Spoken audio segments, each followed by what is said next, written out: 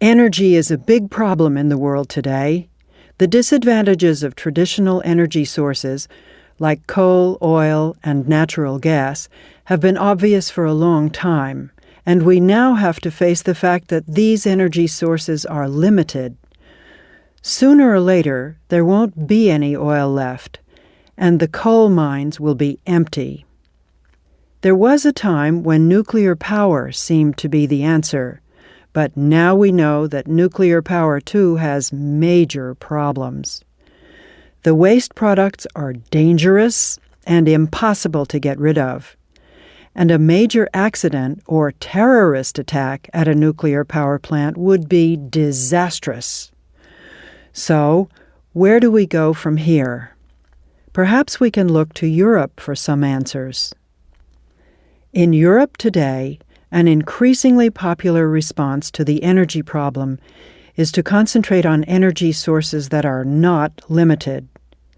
More and more European projects are being planned to gather energy from so-called renewable sources, that is to say, energy from the sun, from waves, and from wind.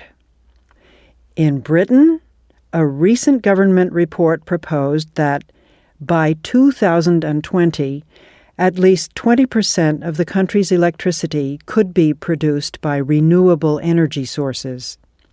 Wind power is at the center of the British plan. Not only is wind power clean, renewable, and inexpensive, Britain is also the windiest country in Europe. Britain's 862 wind power generators already supply roughly 260,000 homes with energy, and a new wind farm in the west of Britain will soon start supplying another 400,000 homes with power. But not everybody is happy with this solution to the national energy problem. Many of the people who live in areas where wind farms are being planned are complaining. What's the problem?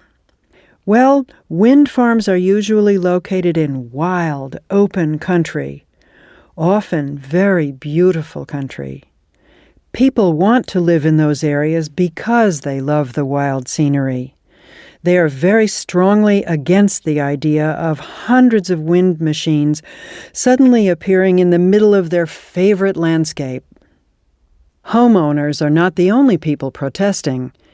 In Scotland, for example, where some huge wind farms are now being planned, people fear the loss of local jobs.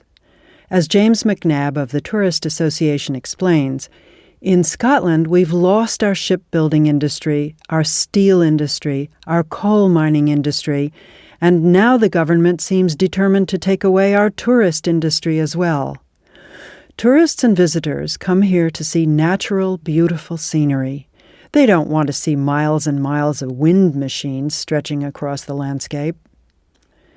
Not surprisingly, people from environmental groups disagree. Dan Barlow, for example, says that the anti-wind farm groups are missing the point. It's a luxury, he says, to complain about the visual impact of wind farms, while the lives and homelands of millions of people around the world are at risk from climate change.